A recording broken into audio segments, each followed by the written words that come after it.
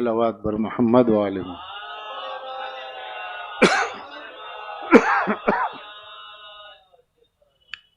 اعوذ باللہ السمیع العلی العظیم من الشیطان اللعین الرجیم، بسم اللہ الرحمن الرحیم۔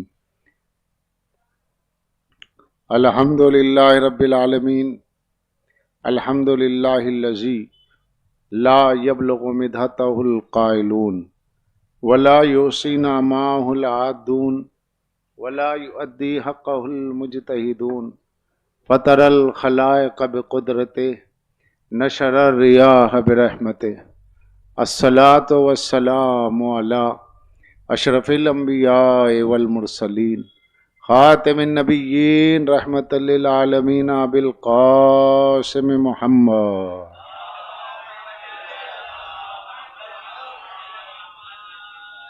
والصلاۃ والسلام علی اہل بیت طیبین الطاہرین المعصومین المظلومین الذین اذھب اللہ عنہم الرجس اہل البیت ویطہرہم تطہیرا۔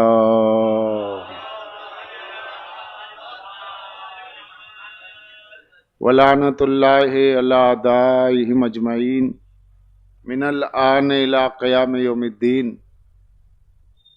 قال رسول اللہ صلی اللہ علیہ وآلہ وسلم،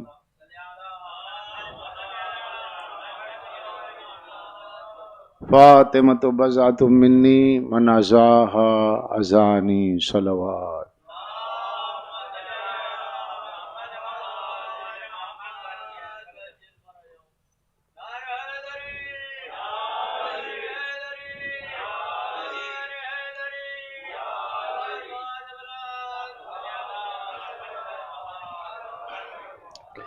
عزیزان گرامی، میں نے جس حدیث مبارکہ کو عنوان نے بیان قرار دیا ہے، سرکار ختم رسول سید کل نبی الانبیاء سید الانبیاء نے ارشاد فرمایا، فاطمہ میرا ٹکڑا ہے، جس نے اسے اذیت دی اس نے مجھے اذیت دی۔ بضعتم منی، یہ میرا ٹکڑا ہے، یہ میرا جز ہے۔ جو خوبیاں، جو صفات کل میں پائی جاتی ہیں وہی جز میں پائی جاتی۔ کسی درخت کی جڑ میں جو بات پائی جاتی ہے، جو خوبی پائی جاتی ہے، وہی اس کے پھل میں پائی جاتی۔ اگر جڑ میں خوبی نہ ہوتی تو پھل میں کہاں سے ہوتی؟ یعنی جڑ کے جو کمالات ہیں وہ پھل سے نمودار ہوتے ہیں۔ سرکار رسالت مآب کے کمالات معنوی کا جو اظہار ہے وہ سید عالمیہ کی ذات اقدس میں ہے۔ یعنی وجود سید عالمیہ فضائل و کمال رسالت مآب کا آئینہ ہے۔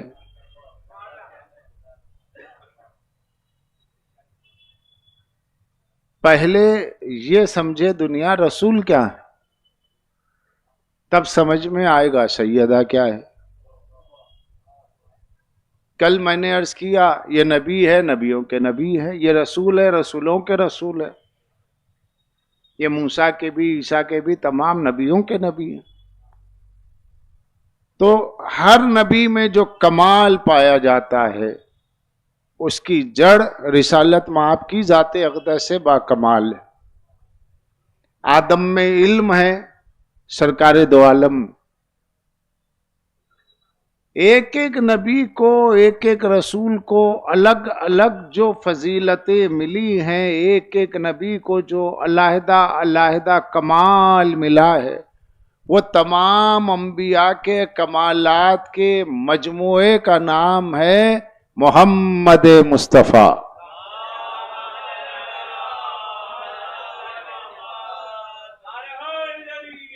سرکار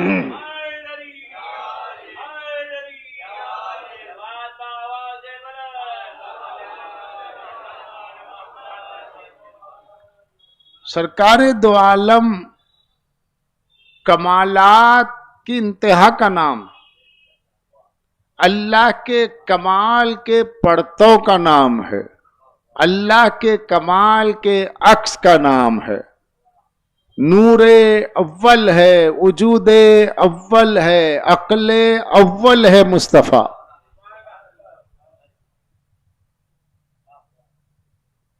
اللہ کے وجود کے ثبوت کا نام ہے مصطفیٰ،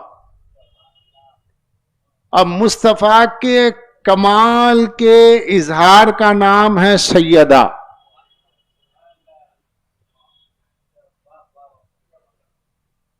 یعنی اللہ نے جو بھی کمال اپنی ذات میں اللہ رکھتا ہے وہ تمام کمالات مصطفیٰ میں، اور جو مصطفیٰ کل ہیں تو پھر اس کے جز کا نام سیدہ، تو اب وہ ہر کمال ان میں بھی ہے۔ وہ یاسی تو یہ بھی یاسی ہیں، وہ طہا ہیں تو یہ بھی تطہیرہ ہے، ان پر درود ہے تو ان پر بھی درود ہے، ان پر سلام ہے تو ان پر بھی سلام ہے، وہ معصوم ہیں تو یہ معصومہ ہیں، وہ صاحب علم لدنی ہے تو یہ بھی صاحب علم لدنی ہے، وہاں وہی ہے تو یہاں الہام ہے، وہاں رسول اللہ صداقت کا مجسم پہ کر کہ جس کو دیکھ کر لوگوں نے کہا یہ صادق ہے، تو سیدہ مباہلے میں آئے تو صدیقہ ہے۔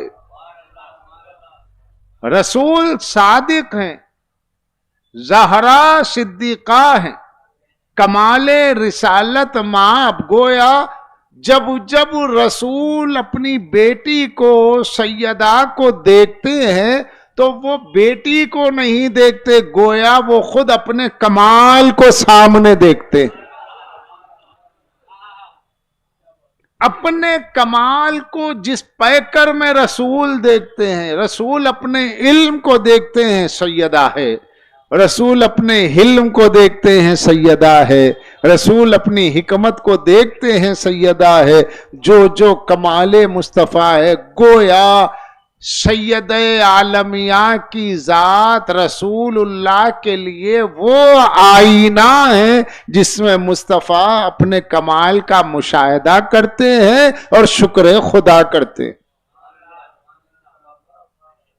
یہ جو منیت ہے، یہ جو جز ہے، یہ ایسا ہے کہ ایک کو دوسرے سے جدا نہیں کیا جا سکتا۔ بعض اجزاء ایسے ہوتے ہیں کہ جس کے بغیر کل نہیں رہتا،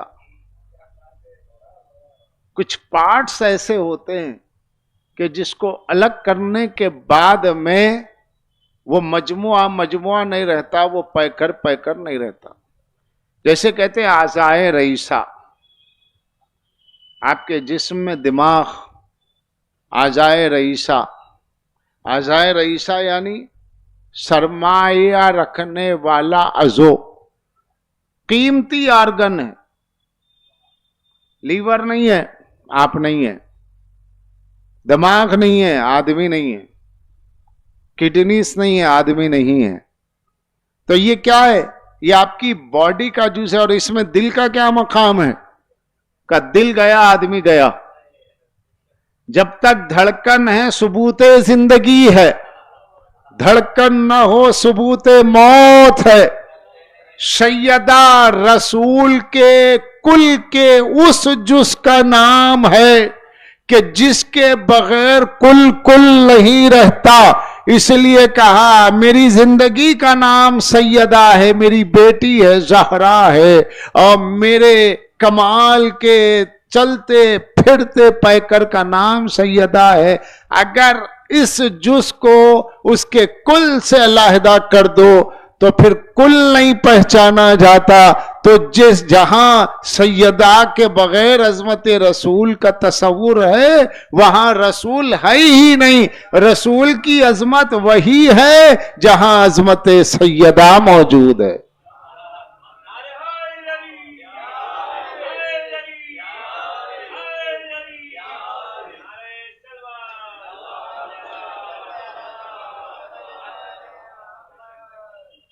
اس لیے کمالات مصطفیٰ کا آئینہ دیکھو سیدہ کے اندر. اللہ نے کہا وَلَسَوْفَ يُؤْتِيكَ رَبُّكَ فَتَرْضَىٰ. سورہ ضحیٰ. اے نبی اتنا دوں گا کہ آپ راضی ہو جائیں گے. اب مصطفیٰ کی رضا کے اظہار کا نام ہے بطول. اللہ نے کہا میں آپ کو اتنا دوں گا آپ راضی ہو جائیں گے. یا رسول اللہ کیسے راضی ہو جائیں گے؟ کہ حسنین کو چاہو گے تو راضی ہو جاؤں گا، علی کو چاہو گے تو راضی ہو جاؤں گا.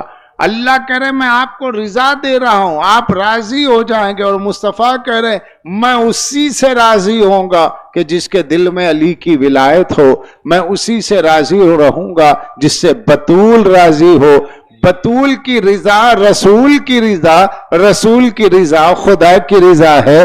اب اگر بطول ناراض ہے تو دنیا کچھ بھی کہہ لے، رضی اللہ کہنے کا بھرم رضائے سیدہ پر منحصر ہے.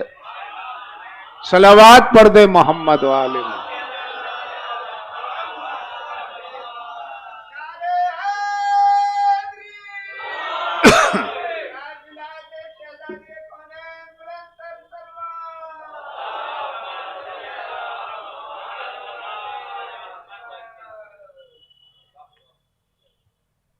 یہ اللہ کی مرضی ہے سیدہ. یہ راضیہ بطول راضیہ ہیں، بطول مرضیہ ہیں، بطول عابدہ ہیں، بطول صابرہ ہیں، بطول محللہ ہیں، بطول محدثہ ہیں، بطول مسبحہ ہیں، بطول ممجدہ ہیں. یہ بطول ہیں. یہ وہ بی بی ہیں کہ جس کی عصمت کا یہ عالم ہے، جس کی عظمت کا یہ عالم ہے کہ ہر باپ اپنی بیٹی کا باپ ہے، مگر سیدہ اپنے باپ کی ماں ہے. ہر باپ اپنی بیٹی کا باپ ہے، مگر سیدہ کی عظمت ہے کہ رسول اللہ فرماتے ام ابیہا، اے اپنے باپ کی ماں. کیا مطلب ہے؟ کہنے کو تو ہم بھی اپنے بچوں کو اماں جان کہتے ہیں، اپنی بیٹی کو، لیکن ہمارا کہنا طبیعت کی وجہ سے، ہماری اپنی محبت ہے، اس میں ہماری طبیعت کا دخل ہے، ہمارا نفس ہے. اپنی بچی کو ماں کہتے ہیں تو وہ ہمارا نفس ہے، ہماری طبیعت ہے. اور اللہ کے نبی اگر کہیں تو ان کی طبیعت نہیں ہے، نفس نہیں ہے. ما ینطق عن الہوی ان ہوا الا وحی یوحی. میرا نبی میرے کلام کے سوا کچھ نہیں کہتا. جب وہ کلام کے سوا کچھ نہیں کہتے، وہی کہتے جو اللہ چاہتا ہے کہیں، وہی کے علاوہ کچھ نہیں کہتے. تو پھر سیدہ کو ام ابیہا کہنے کا کیا مطلب ہے؟ اس کی حقیقت کیا ہے؟ مجھے نہیں معلوم کہاں تک آپ چلیں گے، مگر جیسے بھی چلتے رہے انشاءاللہ چلیں. کوئی بات ایسی ہو کہ جو مجلس میں اگر پہلی بار سنی ہوئی ہو تو وہ آپ کی شرکت ثواب کے ساتھ علم کا باعث. اس کی وجہ کیا ہے؟ ماں کو کہتے، اصل کو کہتے. کے معنی اصل ہے، اصل. چونکہ ماں اصل ہوتی ہے، اولاد کی بچوں کی جڑ ہوتی ہے ماں، تو اس کو امی. یہ تو ہم اردو میں امی کہتے، ورنہ امی ہے. جیسا ام القرا، مکہ ام القرا تمام قریوں کی ماں ہے مکہ، تو کہتے ہیں اصل کو. سرکار دو عالم جو کہہ رہے ام ابیہا، تو اس کا مطلب کیا ہے؟ بیٹی تو ماں نہیں ہوتی. جب بیٹی ماں نہیں ہوتی تو پھر کہیں بھی نہیں ہوگی، نہ روحانی طور پہ نہ جسمانی طور پہ. بیٹی بیٹی رہے گی، ماں نہیں ہوگی. تو یہاں جو کہا میری ام ابیہا، اے باپ کی ماں، اب ذرا اسی لفظ کو بدل کے کہوں، اے باپ کی اصل، اے اپنے باپ کی اصل. باپ اصل ہوتا ہے، یہ کیا بات ہوئی؟ باپ کی اصل کا کیا مطلب ہوا؟ اصل کہتے ہیں اسے کہ جس سے نسل چلے، جس سے نسل چلے وہ ہے اصل. اب رسول اللہ فرماتے ہیں اے لوگو، تمہارے بیٹوں سے تمہاری نسل چلتی ہے، لیکن اللہ نے میرے بیٹے کو اس لیے اٹھایا کہ میری نسل میری بیٹی سے چلے گی. سب کی نسل، سب کی اولادوں کا سبب اصل اس کا بیٹا ہوتا ہے، یعنی باپ کا بیٹا ہوگا تو نسل بڑھے گی. اب ابراہیم اٹھا لیے گئے، اب قاسم نہیں ہے، اب طیب و طاہر نہیں ہے، ہے تو بیٹی. تو اب رسول اللہ نے کہا اللہ میرے بیٹے تو اٹھ گئے، میری نسل کا کیا ہوگا؟ تو کہا کہ سیدہ ہے یہ تمہاری بیٹی، میں نے عام انسانوں کی نسلیں بیٹوں سے چلائی، صبح قیامت تک آل رسول کہلائیں گے وہ جو نسل سیدہ سے ہو. تو رسول اللہ کے نسل کی اصل کا نام فاطمہ ہے، اس لیے فرمایا فاطمہ میری اصل ہے.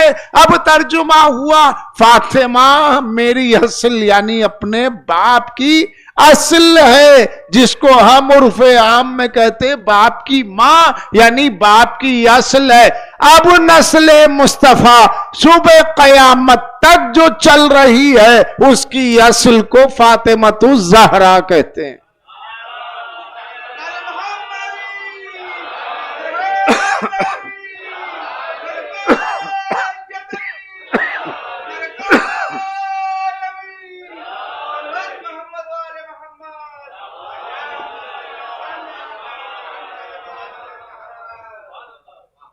تو یہ اس لیے فرمایا، ورنہ عام ترجمہ جو عام طور پہ ہوتا ہے اے باپ کی ماں، اے باپ کی ماں، لیکن وہ ماں اس لیے کہتے ہیں کہ لفظ ام ہے، لیکن ام کے معنی چونکہ اصل ہے، قرآن مجید سے میں نے بتایا ام القرآن. تو اب ہوگا رسول کی اصل. اصل کیوں؟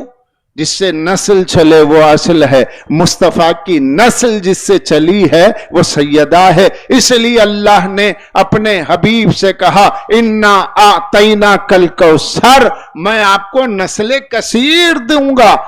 انا اعطینا، میں آپ کو نسل کثیر دے چکا. یہ آمد سیدہ نہیں تھی، مصطفیٰ کو بشارت تھی کہ صبح قیامت تک کی نسل کی اصل تمہیں دے دی ہے.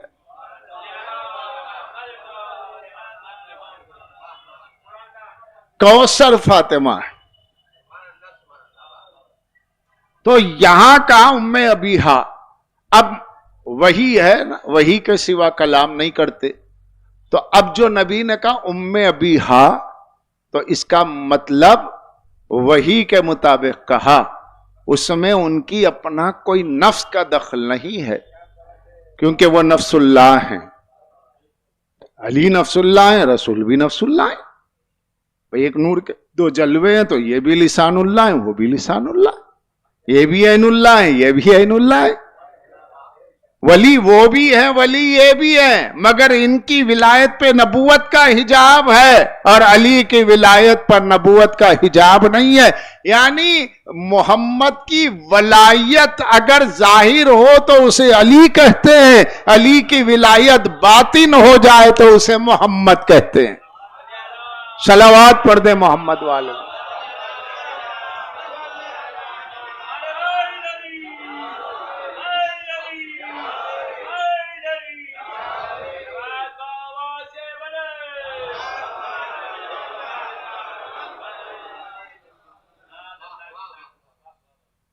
اور پھر اللہ نے جیسے نبی اور علی کو ایک نور کے دو حصے قرار دیے، انا والی من نور واحد. ان کمالات کے پسے کمالات جو کمال مخفی ہے، پوشیدہ کمال ہے، وہ ہے سیدہ. ولایت محمدی اور ولایت علوی کے پس منظر میں پس پردہ جو ولیہ ہے اس کی ولایت ہے وہ ولایت زہرا ہے، ولیہ ہے بی بی۔ علی بھی ولی ہے، نبی بھی ولی ہے، اللہ بھی ولی ہے، زہرا بھی ولیہ ہے، عصمت دی ہے، معدن عصمت بنایا، اور صبح قیامت تک امامت 11 اماموں کا نور جبین سیدہ میں چمکتا تھا، اس کو کوئی سمجھ نہیں سکتا تھا، دیکھ نہیں سکتا تھا، نور کو نور پہچانتا ہے بلا تشبیہ۔ لکڑی لوہے کو نہیں کھینچتی ہے، مقناطیس میگنیٹ لوہے کو کھینچتا ہے، جاذبیت کی کیفیت جس میں ہوتی ہے وہ کھینچتا ہے، نور اول کو نور اول ہی کھینچتا ہے۔ یہی وجہ ہے کہ انوار امامت جبین زہرا میں چمکتے تھے، اور اسے نور اول کا وہ حصہ جو اصل ہے وہ مشاہدہ کرتا تھا، یعنی رسول اپنی بیٹی کے پیشانی میں نور امامت کو دیکھتے تھے، اس لیے جب اس نور کو دیکھتے تھے تو بیٹھ نہیں پاتے تھے، فرتے محبت میں کھڑے ہو جاتے تھے۔ فاضل مسعودی نے اپنی کتاب اسرار فاطمیہ میں لکھا کہ سیدہ کے آنے پر رسول اللہ اس لیے کھڑے ہوتے تھے کہ امام زمان کا نور چمکتا تھا، محمد کو محمد دیکھتے تھے، درمیان میں آئینہ زہرا بنی ہوئی تھی۔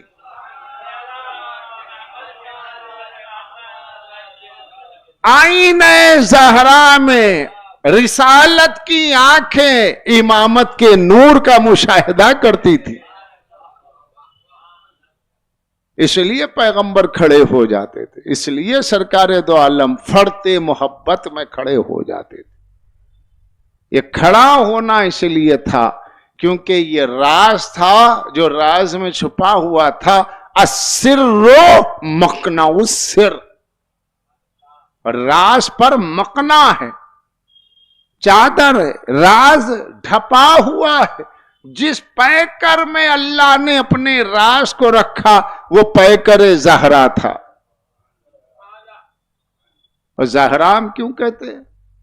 یا رسول اللہ آپ نے اپنی بیٹی کا نام، ان کو بی بی کو زہرا کیوں کہتے ہیں؟ تو کہا کہ تمہیں معلوم ہو جائے گا۔ اب جو معلوم ہوا تو عجیب انداز سے کہا کہ یا رسول اللہ خصوصاً مغربین کی نماز گھروں میں پڑھتے ہیں تو ایک عجیب قسم کی ہمیں در و دیوار میں ایک عجیب روشنی محسوس ہوتی ہے، سمجھ میں نہیں آتا یہ ہے کیا؟ تو کہا کہ تم پوچھتے تھے نا کہ میں نے اپنی بیٹی کو میں زہرا کیوں کہتا ہوں؟ جب میری بچی محراب عبادت میں کھڑی ہوتی ہے تو جس طریقے سے آسمان کا سورج زمین والوں کو روشنی دیتا ہے، میری بیٹی محراب عبادت میں آتی ہے تو آسمان والے اس کے نور سے منور ہوتے ہیں۔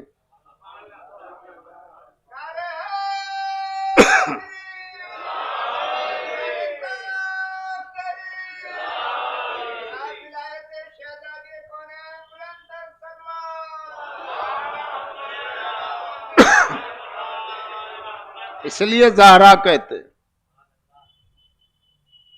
زمین پہ کھڑی ہوتی ہے محراب عبادت میں، آسمانوں پہ نور بلند ہوتا جاتا ہے، کیونکہ نور کی فطرت میں بلندی ہے۔ بھئی جب چراغ آپ روشن کریں گے لو نیچے نہیں جائے گی نا، اوپر ہی جائے گی، کیونکہ نور کی فطرت میں بلندی ہے۔ تو بھی جو نور اول ہے اس کی فطرت میں بلندی ہے، تو وہ جو فرشتے ہیں نور علی سے، علی کے پیشانی کے نور اقدس سے فرشتے بنے، اب ان کی جو ہمشر ہے ادھر علی ہے ادھر زہرا ہے، مصلی دونوں بچھے ہوئے ہیں، سبحانہ ربی الاعلیٰ دونوں کی زبان پر ہے، نور ساطع ہوتا ہے، آسمانوں پر بلند ہوتا ہے، حجابات ہٹتے جاتے ہیں اور فرشتے منور ہوتے جاتے ہیں۔ یہ وجہ ہے، یہ زہرا ہے۔ یا رسول اللہ، اس بی بی کا کوئی اور لقب کا بہت ہیں؟ اس بی بی کا لقب صدیقہ۔ کیا ہے؟ صدیقہ، سچی، انتہائی سچی ہے۔ کیسی ہے؟ کہ صدیقہ کسے کہتے ہیں؟ زبان سے جو ادا ہو وہ ہو جائے، اگر نہ ہو تو صدیقہ نہیں ہوں گی۔ ارے انہوں نے تو کہا تھا، جھوٹ ہو جائے گا نا۔ اللہ دہنے سیدہ پہ بولتا ہے، ایسے ہے گویا کہ ادھر سیدہ نے کہا اور ادھر ہو گیا، مشیت کا پیکر بنی ہوئی بی بی۔ میں تو صرف اشارہ کروں گا، کیونکہ جو باتیں سب جانتے ہیں اس کو بیان کرنا کیا ہے، جو کہے ہو جائے۔ ادھر کہا حسنین کریمین نے، نیرین قمرین نے، عید آئی ہے، لباس نہیں ہے، آ جائے گا۔ اماں کون لائے گا؟ درزی لائے گا، خیاط لائے گا، درزی۔ اماں کہاں سے لائے گا؟ جنت سے لائے گا۔ کیا نام ہے؟ رضوان ہے۔ مقرر ہو گیا، رضوان لائے گا، درزی ہے وہ لے آئے گا۔ تو کسی بھی فرشتے کو آنا ہوتا لے آتا، مگر جنت سے آئے گا تو دربان ہے رضوان، سیدانے کا رضوان لائے گا تو اب رضوان ہی لائے گا۔ ڈیوٹی ہے وہاں دربانی کی، مگر ملک جنت کہہ رہی ہے خواہش حسنین ہے، تو در جنت چھوڑ کر یہاں آنا اس لیے ہے کہ اصل جنت تو در سیدہ کا نام ہے۔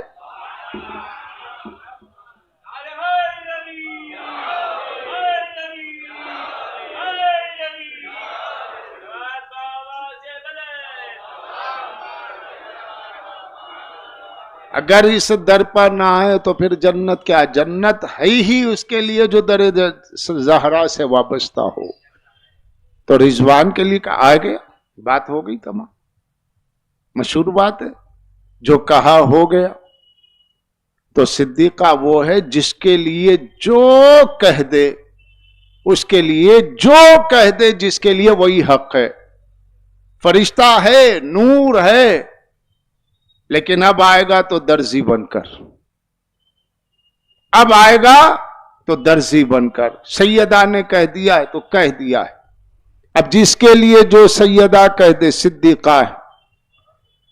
صدیقہ تو قرآن میں ایک اور بی بی جس کو اللہ نے صدیقہ کہا، بی بی مریم، ان کے لیے کیا کہا؟ امہ صدیقہ، مریم کی ماں صدیقہ۔ اے اللہ، مریم کی ماں کو صدیقہ کیوں کہا جا رہا ہے؟ کیونکہ یہودیوں نے جھٹلایا تھا عظمت کو، تو اللہ نے کہا جھوٹوں پہ لعنت کر کے کہ نہیں، یہ مریم ہے، صدیقہ ہے، یہ معصومہ ہے۔ اور صرف صدیقہ نہیں کہا، بلکہ صدیقہ ہونے کی دلیل دی، امہ صدیقہ، عیسیٰ کی ماں صدیقہ۔ پتہ چلا صدیقہ کہلوانے کے لیے ماں ہونا ضروری ہے۔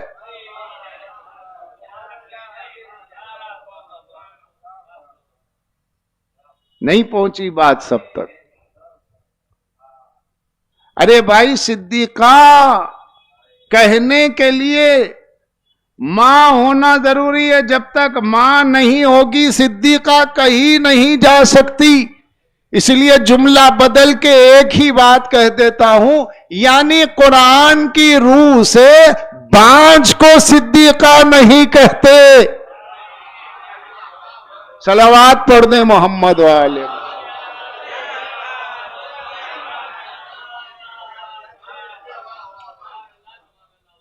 جسے عیسیٰ بیٹا ہوا تو اللہ نے عیسیٰ کی ماں کو صدیقہ کہا، اور جس کے حسنین جیسے بیٹے ہوں تو وہ صدیقہ نہیں، صدیقہ کبریٰ، فخر مریم۔ تو اس بی بی کا کیا عالم ہوگا، جس کو جو کہہ دے وہی ہے، ٹل نہیں سکتا۔ اب پوری دنیا مل کر کے اگر کہہ دے یہ شکر ہے، سیدہ کہہ دے نمک ہے، تب شکر نمک میں بدل جائے گا، کیونکہ کہا صدیقہ نے۔ جب شکر شکر ہو کے نمک میں بدل جائے، کہا صدیقہ نے۔ فطرت کی تاثیر بدل جاتی ہے جب صدیقہ کہتی ہے، مقام کن فیکون کی بات ہے، کیونکہ کہنے والی صدیقہ ہے۔ شے بدلتی نہیں، تاثیر بدل جاتی ہے، اور صدیقہ اگر کہہ دے تو پھر تحریر بدل جاتی ہے۔ ہاں، صدیقہ نے کہا ہے نا، تو وہ اگر کسی بات کے لیے کہہ دے تو وہ تو ہو جائے۔ اب پوری دنیا مل کر کسی کو بڑا سچا کہے، صدیق کہے، بڑا سچا کہے، مگر سیدہ کہہ دے تو جھوٹا ہے،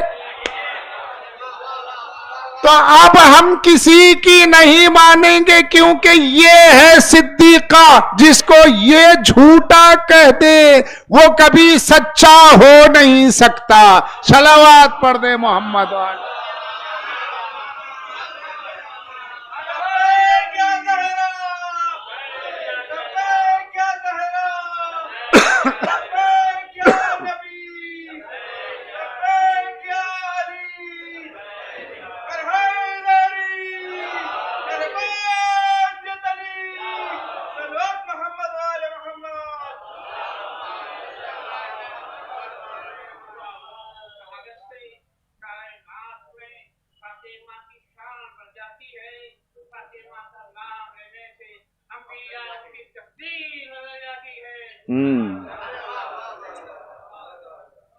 تو غور کیا آپ نے؟ اب پوری دنیا مل کے کہے سچا سچا سچا، سیدہ نے کہہ دیا جھوٹے۔ اب کس کو کہا یہ جائیے پڑھیے،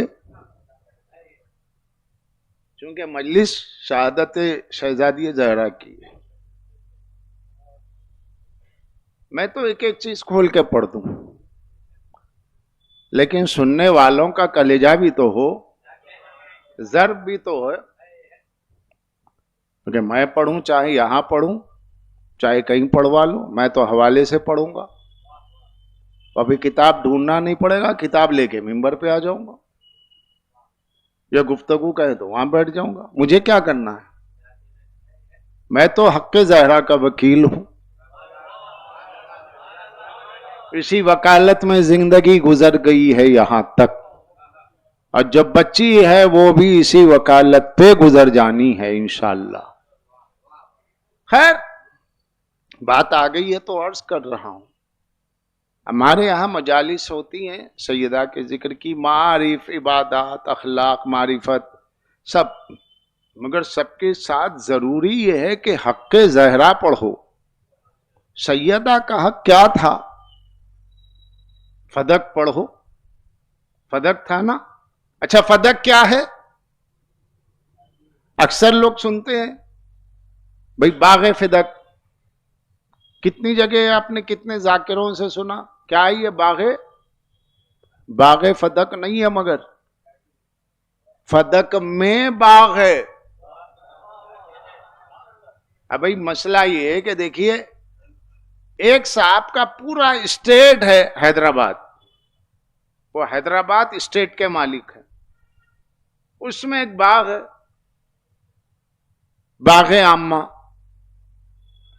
اب ہو گیا اس کا مسئلہ، جھگڑا ہوا، اس مسئلے میں جو اسٹیٹ کے اونر ہیں، مطلب جن کا اسٹیٹ ہے، کا باغ ہے حیدرآباد، تو باغ حیدرآباد کہنے کا مطلب تو یہ ہوا کہ حیدرآباد کے باغ کا مسئلہ ہے، پورے حیدرآباد کا تھوڑا ہی ہے نا. تو سیدہ عالمیہ کا جو دعویٰ ہے وہ باغ فدق ہے. تم پتہ یہ چلا فدق کا نہیں، باغ فدق. فدق تو بڑا ہے، اس میں ایک باغ پر جو ہے اختلاف ہے، وہ باغ کے لیے سیدہ نے دعویٰ کیا. بہت فرق پڑ جاتا ہے.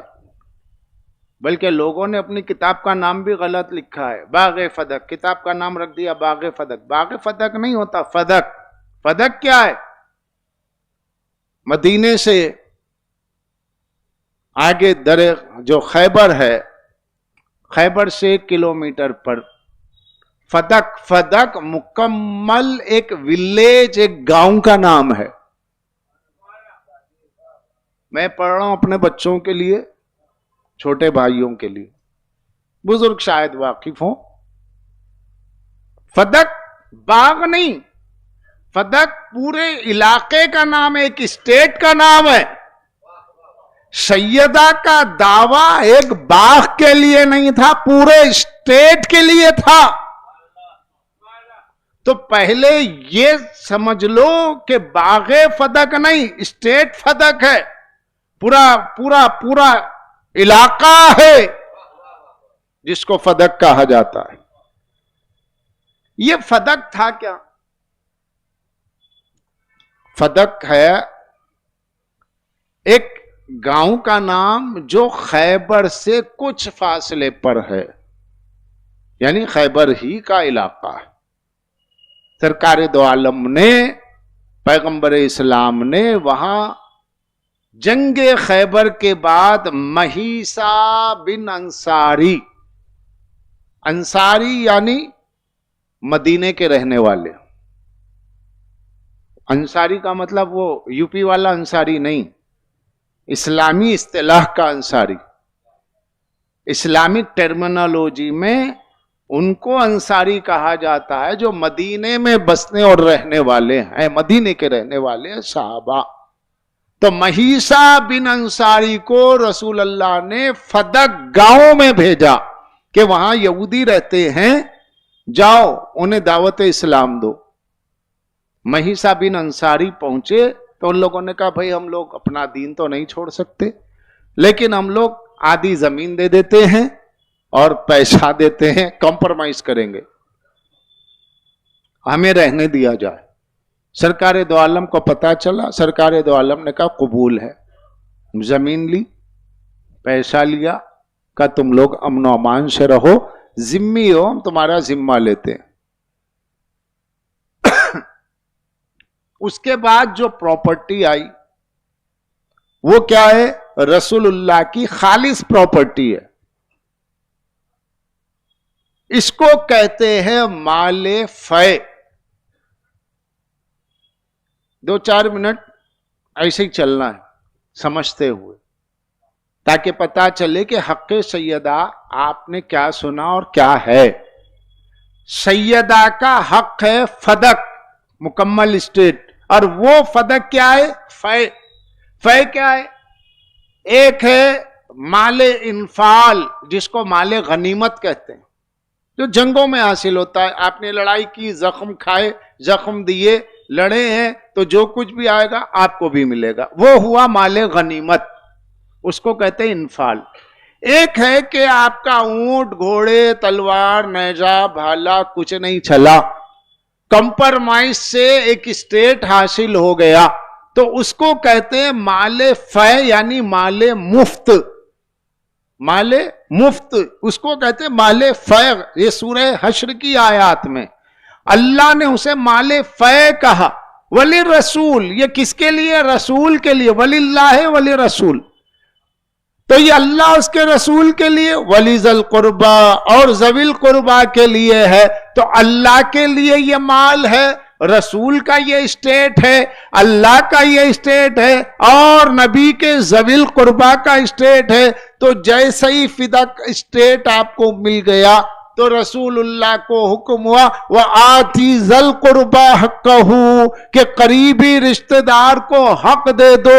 رسول اللہ نے سیدہ کو بلایا. ذل قربا کون ہے؟ ذوی القربا.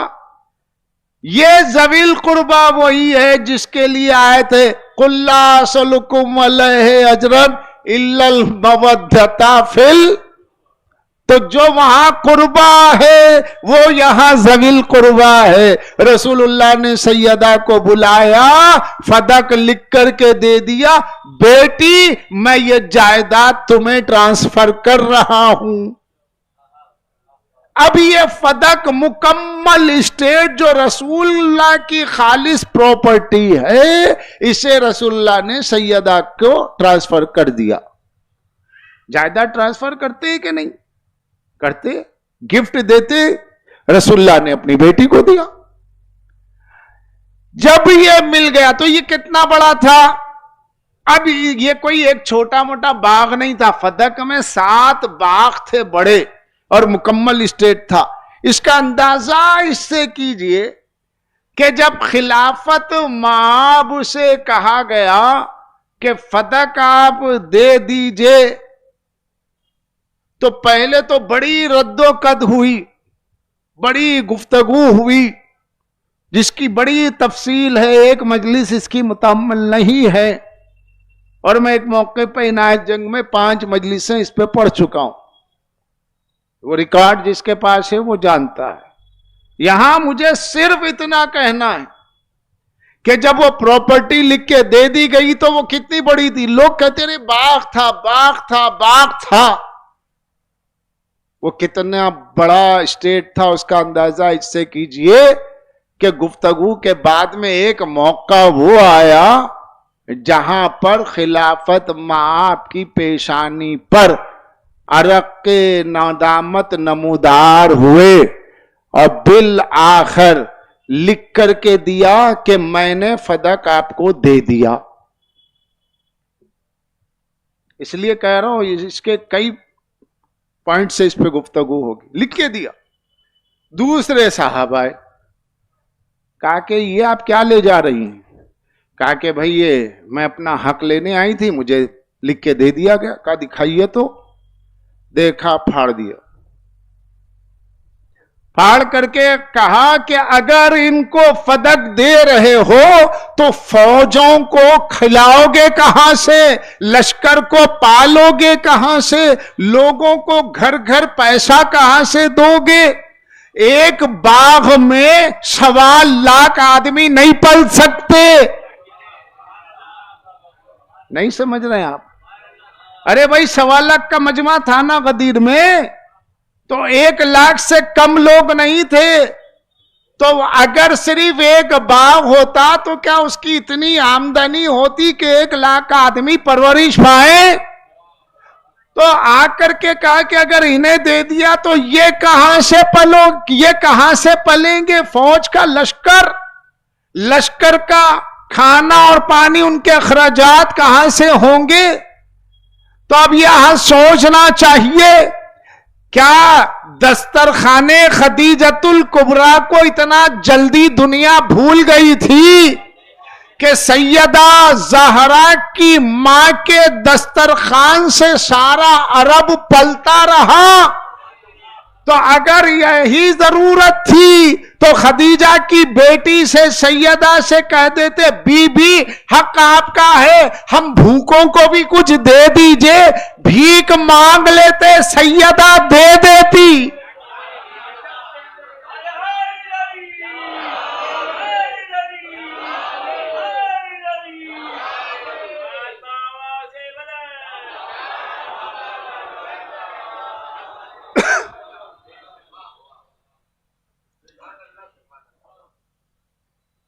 دونوں کی سیرت میں فرق ہو گیا. پہلے نے لکھ کر کے دیا, دوسرے نے پھاڑ دیا. اب وہ صحیح ہے یا یہ صحیح ہے؟ اگر لکھ کے دینا صحیح تھا تو پھاڑنا غلط تھا. اب پھاڑنا صحیح تھا تو لکھ کر کے دینا غلط تھا.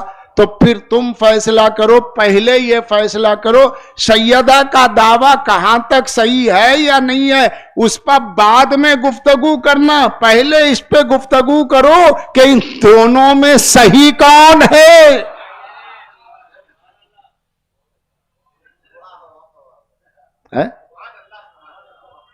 گھبرا تو نہیں رہے؟ سیرت حلبیہ میں، سیرت حلبیہ اس کی 6 جلدیں چھپ گئی ہیں۔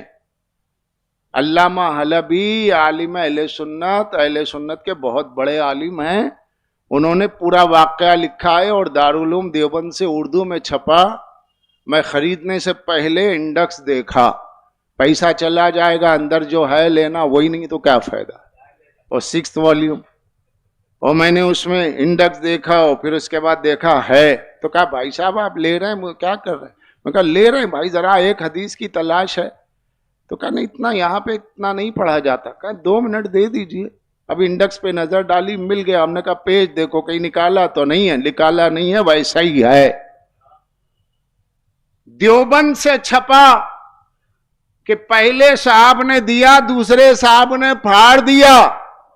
اب جب دیوبند سے چھپا ہے تو غلط تو نہیں چھپے گا، اب وہ بھی جب اپنے والوں کے لیے چھاپ رہے ہیں تو جب چھپا ہے تو چھپے گا نہیں، اور جب چھپے گا نہیں تو پھر پڑھا جائے گا، اور جب پڑھا جائے گا تو جو برا ہے اسے برا کہا جائے گا، جو جھوٹا ہے اسے جھوٹا کہا جائے گا، اور جھوٹا جو ہے اس پہ لعنت کی جائے گی۔ اب یہی کیا کم ہے کہ بس ہم آیت پڑھ دیتے ہیں لعنت اللہ علی الکاذبین۔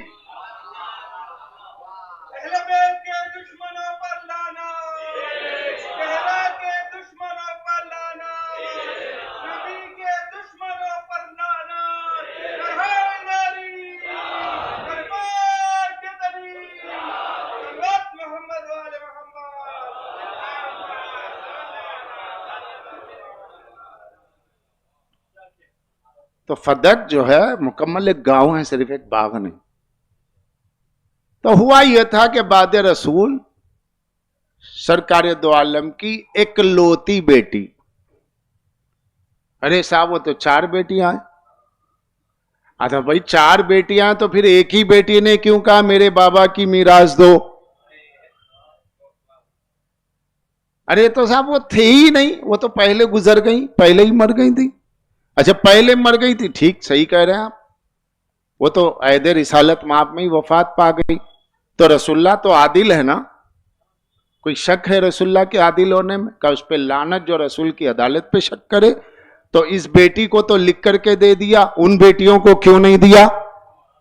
اچھا وہ چھوٹی تھی کہ بڑی تھی؟ کہ وہ بیٹیاں بڑی تھی، یہ چھوٹی تھی، بڑی بیٹیوں کو محروم کیا، چھوٹی بیٹی کو فدق لکھ کے دے دیا۔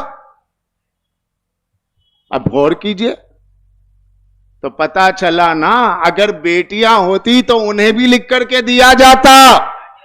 ان کو لکھ کر کے نہ دینا اس بات کی دلیل ہے کہ جو بیٹی ہے وہی ورثہ دار ہے، اور جو ہے اسی نے دعویٰ کیا ہے۔ تو فدق خود اکلوتی بیٹی ہونے کو بتا رہا، سیدہ کا حق۔ باتیں ہیں بہت، ایک بہت بڑی داستان۔ جھوٹے کو جھوٹا سیدہ نے ثابت کر دیا۔ کیا کہا؟ بھائی میرے بابا کا حصہ کہاں ہے؟ میرے بابا کی میراث وہ فدق ہے، ارض خیبر، زمین خیبر کا۔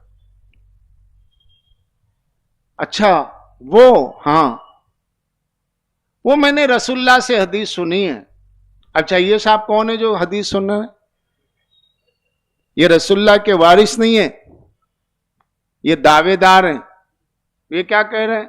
میں نے رسول اللہ سے سنا، قال رسول اللہ صلی اللہ علیہ وسلم، کیا؟ نحن معاشر الانبیاء لا نورث ما ترکنا صدقہ، ہم گروہ انبیاء کا کوئی وارث نہیں ہوتا، ہم جو چھوڑے صدقہ ہے۔ جلدی بولنے میں خیال نہیں رہتا نا کہ کیا زبان سے نکل رہا ہے۔ سیدہ نے کہا کیا کہا؟ میرے بابا نے کہا انبیاء کا کوئی وارث نہیں ہوتا. اچھا یہ بتاؤ میں رسول کی بیٹی ہوں, ہاں, تو بات میرے سے متعلق ہے نا, پراپرٹی کی بات جو ہوگی وہ میرے متعلق ہوگی. جس بات کو رسول اللہ کو مجھے بتانا ہے مجھے نہ بتایا, تمہیں کیسے بتایا؟ اچھا اس میں کوئی خطیب اور ذاکر کی کوئی رنگامیزی نہیں ہے؟ جیسا عام طور پہ کہا جاتا ہے ذاکروں کی رنگامیزی ہوتی, کوئی رنگامیزی نہیں. حق سیدہ میں سب حق ہے, اور جو اس حق کو نہ مانے وہ لعنتی ہے.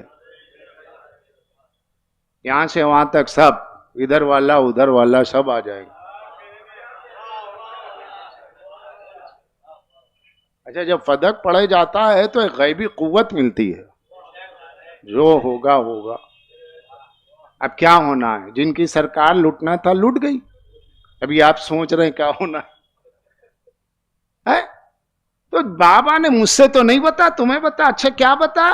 گروہ انبیاء, انبیاء کے گروپ میں کوئی بھی وارث نہیں ہوتا, سب اپنے بچوں کو لاوارث چھوڑ کے چلے جاتے. پوری پراپرٹی امت میں بانٹ دی جاتی ہے, بچوں کو بھوکا رکھا جاتا ہے, ان کے کھانے پینے کا جینے کا کوئی انتظام نہیں ہوتا. تو فوراً سیدہ نے قرآن کو پیش کیا کہ اللہ تو کہتا ہے وَوَرِثَ سلیمان داؤد, کہ سلیمان داؤد کے وارث ہوئے. اور جو حدیث رسول اللہ سے منسوب جو بھی قول ہے اگر قرآن کے خلاف ہے دیوار پہ مار دیا جائے. یہ پوری امت کہتی ہے. بھئی حدیثوں کو جانچیں گے کیسے کہ یہ ہے بھی یا نہیں رسول اللہ کی حدیث؟ کا قرآن سے دیکھو. اگر قرآن کے خلاف ہے تو وہ رسول اللہ کی حدیث نہیں ہو سکتی, کیونکہ رسول تو وہی کہتے جو اللہ کہتا ہے. تو سیدہ نے یہی تو قاعدے کو اپنایا, تو کہا اللہ کی کتاب تو یہ کہہ رہی ہے سلیمان داؤد کے وارث ہوئے, اب تم کیا کہتے؟ اب کہنا کیا ہے؟ خاموشی ہے. کہ دوسری آیت سناتی ہوں. قرآن عمومی طور پر قاعدے کا اعلان کرتا ہے, سیدہ آیت سناتے لِلذَّكَرِ مِثْلَ حَظِّ الْأُنثَيَيْنِ, بیٹے مردوں کے 2 حصے, عورتوں کے 1 حصہ, بیٹی کو 1 حصہ, بیٹے کے 2 حصے. اب اس میں استثناء کہاں ہیں, ایگزیپشنز کہاں ہیں کہ نبی کی بیٹی کو نہیں ملے گا؟ ادھر سیدہ قرآن پڑھ رہی ہیں, وہاں خاموشی ہی خاموشی ہے. طبقات ابن سعد کی روایت ہے کہ سیدہ نے حق کا اظہار کیا, امیر المومنین نے قرآن کی آیتیں پڑھی, ساتھ میں علی بھی. جب خاموشی کافی دیر ہوئی تو کہا نہیں دو گے؟ کہ میرا کام ہے حق کو بیان کرنا, قرآن کو سنانا. اور پھر اطراف کے لوگوں پہ نظر ڈالی بی بی نے, اور فرمایا خطبے میں ظہرا فیکم حقیقت النفاق, تمہارے اندر نفاق کے کانٹے باہر آ گئے. کون کہہ رہے؟ صدیقہ.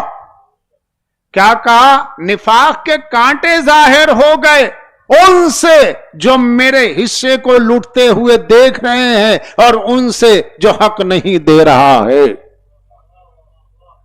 شملا جلبا بالدین, تم نے اتنا جلد دین کو میلا کر دیا, دین کا کپڑا میلا ہو گیا. وَنَاطَقَ كَاظِمَ الْغَاوِينَ, اور بڑبڑانے لگے, جھوٹ موٹ کی باتیں کرنے لگے. یہ سیدہ کہہ رہی ہیں.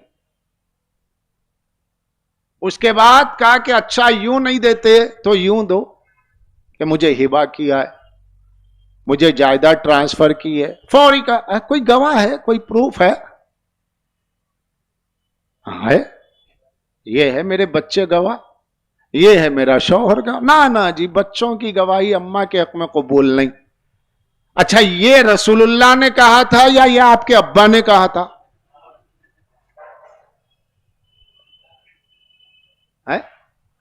اب یہاں کہو نا کیا رسول اللہ نے کہا یہ اللہ کی آیت ہے یا رسول اللہ کی بات ہے کہ ماں کے حق میں بچوں کی گواہی قبول نہیں؟ کیا یہ قرآن ہے؟ کیا یہ رسول کا قول ہے؟ ارے یہ قول تو بروزن بول ہے. سمجھ رہے کہ نہیں؟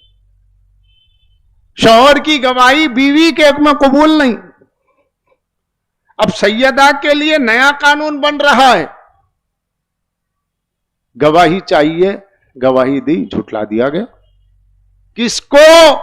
جسے رسول اپنا گواہ بنا کر کے مباہلے میں لے گئے، گواہ رسالت کو جو جھٹلا دے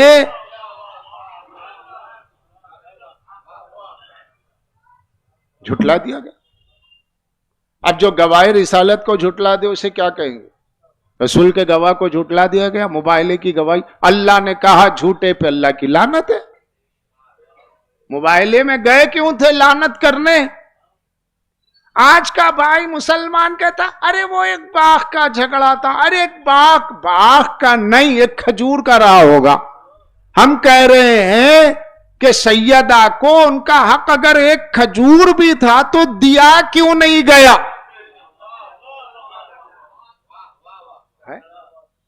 یا تو آپ وہ حدیثیں سناتے ہیں کہ کسی نے اگر کسی کی ایک بالشت زمین کھا لی تو قیامت میں 7 طبق زمین کا طوق اس کے گلے میں ڈال دیا جائے گا. اور سیدہ کی اتنی بڑی زمین ہے تو اب کتنے طبق کا طوق قیامت میں جناب کے گلے میں ڈالا جائے گا؟ ہے؟ اور کتنی لعنتوں کا طوق ڈالا جائے گا؟ یہ وزن تو وہ بھی اٹھائیں گے، ان کے چاہنے والے بھی اٹھائیں گے جو مفت کے وکیل ہیں. جن کی وکالت میں باتیں ہو رہی ہیں، کبھی غور بھی کیا کہ بھائی وہ کیا تمہیں جنت میں لے جائیں گے؟ جنت ان کے ابا کی تو ہے نہیں، نہ انہوں نے کبھی اپنے جنت میں جانے کی بات کی، نہ آپ کو لے جانے کی بات کی، پھر بھی یہ حال ہے. آپ کہیں کہ آپ کا کیا فائدہ؟ تو پہلا فائدہ تو یہ ہوتا ہے کہ حق زہرا پڑھنے سے حلالی ثابت ہوتا ہے.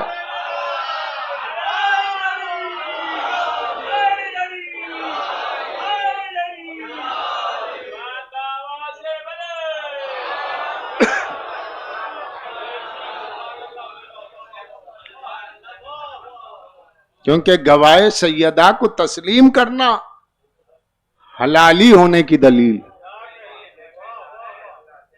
ہمارا تو یہ فائدہ ہے بھئی ہم اس لیے وکالت کریں، جانا ہے جنت میں. ہاں جی جانا ہے، تو جنت میں جانا ہے تو سردار جنت کی گواہی کو جھٹلاؤ گے تو جنت کیسے جاؤ گے؟ ملک جنت کی گواہی کو، دعوے کو جھٹلاؤ گے جنت کیسے جاؤ گے؟ تو ایسے ہی جانا ہے. نہیں ہم تو سجدے کر کے جائیں گے، تو اللہ سجدے بھی تو وہی قبول کرے گا کہ جس کے دل میں حق زہرا کا احترام ہو. ارے صاحب عظمت تو ہم مانتے ہیں، خاک مانتے ہیں، اس کو ماننا کہتے ہیں. آپ تو بھرپور دعوے داری میں لڑ رہے ہیں. اب کیا کہوں، کتنی باتیں ہو جاتی ہیں. بہرحال وہاں یہ گفتگو ہوئی، سیدہ نے اپنا بابا کا لیٹر دکھایا. اب جو لیٹر نظر آیا رسول اللہ کی مہر ہے، اب تو کچھ نہیں کر سکتے بھائی، لکھ کے دے دو. ایک نے پھاڑا، ایک نے لکھا. اور سیدہ نے کیا کہا کہ جس نے میرا نامہ چاک کیا خدا اس کا شکم چاک کرے. صدیقہ کا کہا ہوا ٹلتا نہیں ہے.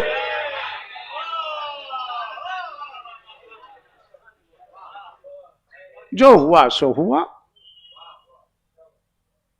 میں اپنے بچوں کے لیے، چھوٹے بھائیوں کے لیے پڑھ رہا ہوں. عظمت سیدہ، معرفت، وہ بہت معرفت، بہت باتیں ہوتی ہیں، لیکن پہلے حق تو پڑھا جائے.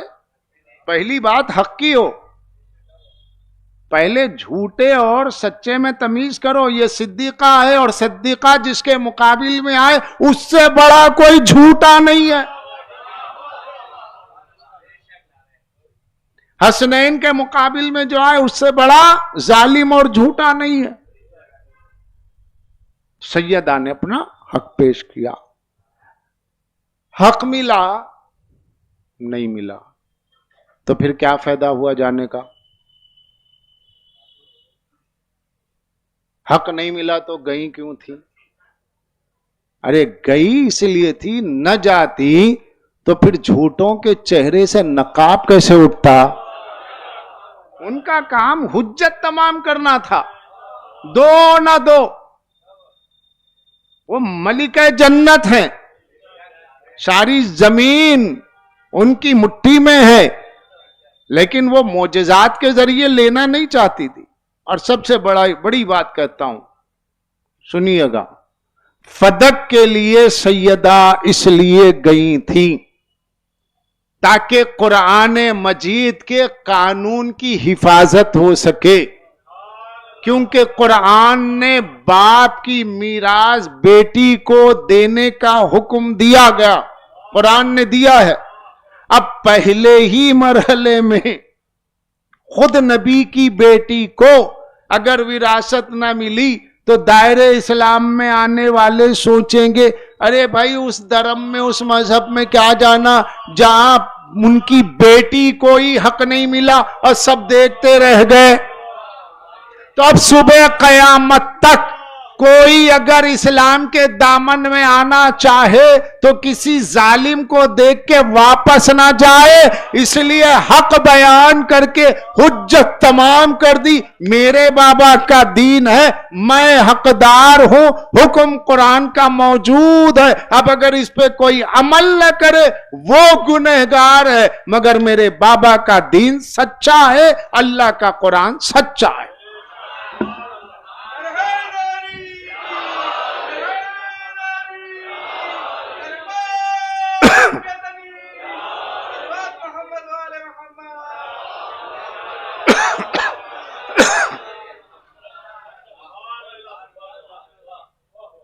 تو جانے کا مقصد یہ تھا،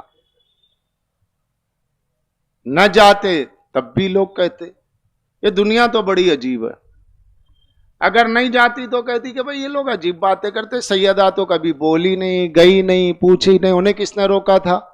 اور جب پوچھا حق نہ ملا تو کہا کہ رہی ایک باغ کے لیے جائیں گی. وہ ان کے دنیا کو ٹھوکر پہ رکھنے والی بی بی، تم کہہ رہے وہ دنیا کے لیے گئی تھی؟ دنیا نہیں، قرآن کے حق کو باقی رکھنے گئی تھی، کیونکہ قرآن نے حق دیا ہے وراثت کا، اس لیے بی بی گئی تھی. پھر مولا علی کیوں نہیں لیے صاحب؟ ان کا تو بڑا دور تھا اور وہ فاتح خیبر تھے، ان کے ہاتھوں میں تلوار تھی. پھر انہوں نے اپنی بیوی کا حق کیوں نہیں لیا؟ انہوں نے بچوں کو کیوں نہیں دیا حسنین کو حق؟ دو چار سوالات گھما گھما کے صدیوں سے چل رہے ہیں.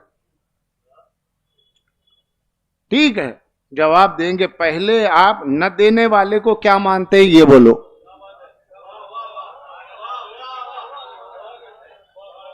آپ کا یہ سوال کرنا کہ سیدہ کا جو حق فدق ہے مولا نے کیوں نہیں دیا اپنے دور میں، تو اس پہ یہ سوال ہوتا ہے جنہوں نے اب تک نہیں دیا ان کو آپ کیا سمجھتے ہیں؟ تو یہ سوال خود بتاتا ہے کہ سیدہ کا حق ہے. تو جب ان کا حق مان لیا ہے تو دوسرے کو، جب ان کے لیے حق مانا تو دوسرے کو ناحق مانو. یہ حق ہے وہ ناحق ہے. ارے حیدرآباد میں کم سے کم اتنا تو کہا جائے یار،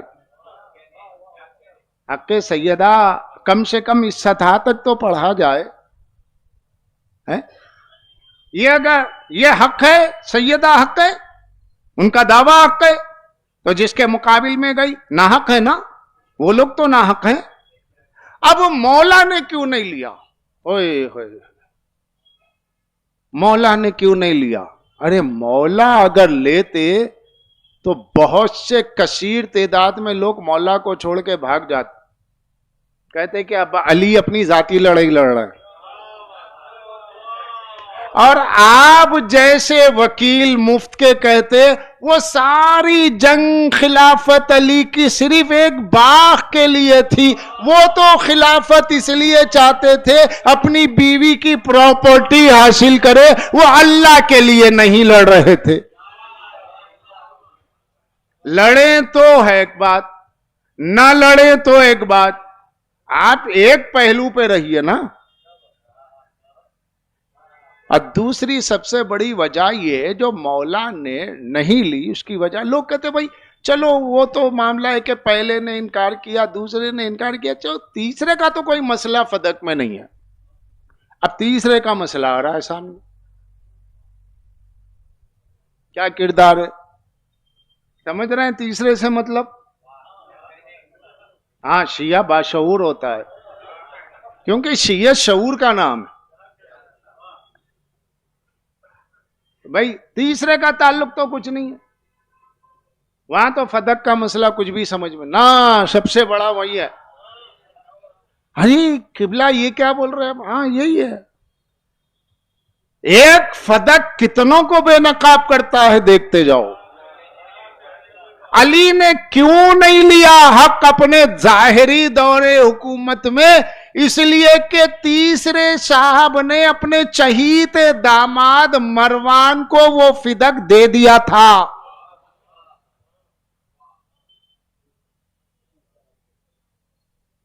نہیں سمجھے؟ مروان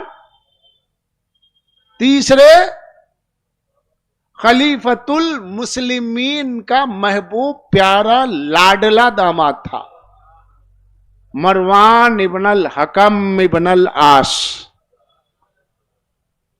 اس کو فدق دے دیا, اس کو فدق دے دیا. جا بھائی تو لے لے جا. اتنا بڑا اسٹیٹ, اتنا بڑا گاؤں. اب علی کس سے بولے؟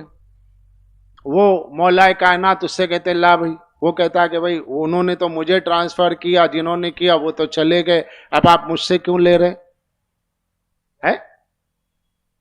تو پہلی بات اب یہاں پر یہ ہوتی ہے کہ جب رسول اپنا فدق اپنی بیٹی کو تو نہیں دیکھ سکتے, مگر آپ کے جناب نے اپنے داماد کو کیسے دے دیا؟ اگر بیٹی کو دو تو سب بولتے ہیں, داماد کو دو تو سب خاموش ہے.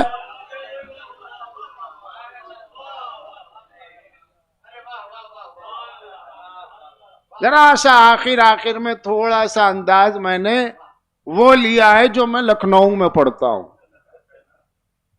جو میں یو پی میں پڑھتا ہوں. سمجھ رہے آپ؟ تو سوال یہ ہے کہ صاحب انہوں نے تو اپنے داماد کو دیا, تو آپ اپنے صاحب سے پوچھو نا کہ سر کیا ہوا, آپ نے کیوں دیا؟ آپ پوچھو داماد کو کیوں دیا. آپ کو اپنی بیٹی اتنی عزیز ہے کہ رسول کی بیٹی کا حق آپ نے اپنی بیٹی کو دیا, اور آپ کو جنہوں نے اپنے بعد بنایا انہوں نے تو کہا رسول اپنی بیٹی کو حق دے ہی نہیں سکتے. ارے یہ کیا انصاف ہے, کیا اندھیر ہے؟ نبی کی اولاد کو جائیداد نہیں مل سکتی, اور جو نبی کی جگہ بیٹھ جائے وہ نبی کی پراپرٹی اپنی اولاد کے نام کر دے, کوئی نہیں پوچھتا. یہ لینڈ گرابنگ وہیں سے چلی ہے.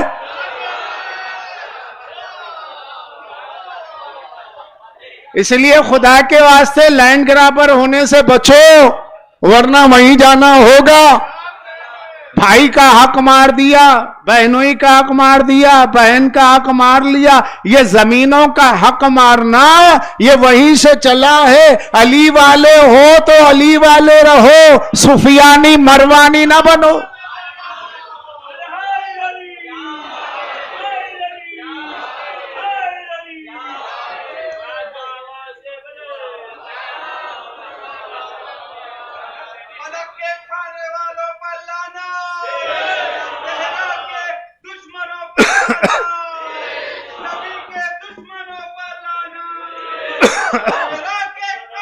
ہو گیا ٹائم.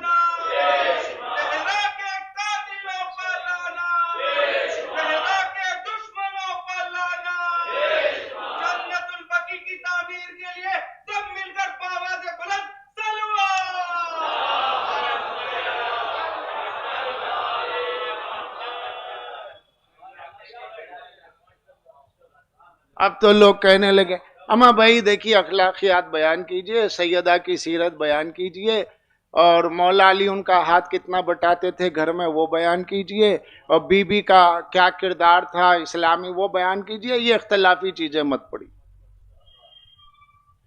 یہ اختلافی چیزیں مت پڑیے، اس میں فساد ہوتا ہے، اس میں دل الگ ہو جاتے، اس میں یونٹی ٹوٹ جاتی ہے۔ وہاں سیدہ کا گھر لوٹ لیا گیا، پوری کربلا ہو گئی، پوری نسل سیدہ کو ظالموں نے برباد کر دیا۔ آپ کو لگ رہا ہے تو جنہوں نے فساد کی بنیاد رکھی کبھی اس طرف ذہن کیوں نہیں جاتا؟ ہاں ہونا چاہیے، پردے کی بات ہو، بیوی کے اخلاق کی بات ہو، مگر حق بھی تو پڑھا جائے۔ ان کا منبر، ان کی مجلس، ان کا ذکر، ان کے دن، ان کا مجمع، ان کے چاہنے والے اور خلیفتوں بلا فصل کے ماننے والے قیامت میں اٹھیں گے، شفاعت کے حقدار تبھی بنیں گے جب ان کے حق کو مان کر ان کے ظلم کرنے والوں پہ لعنت کریں گے۔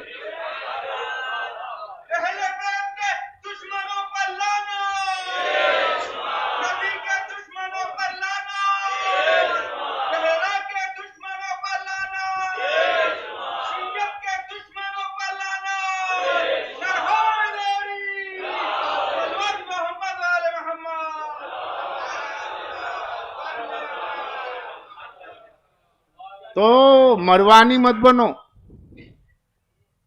مروانی مت بنو، لوگوں کی زمینیں مت کھاؤ، لوگوں کے مکان مت کھاؤ،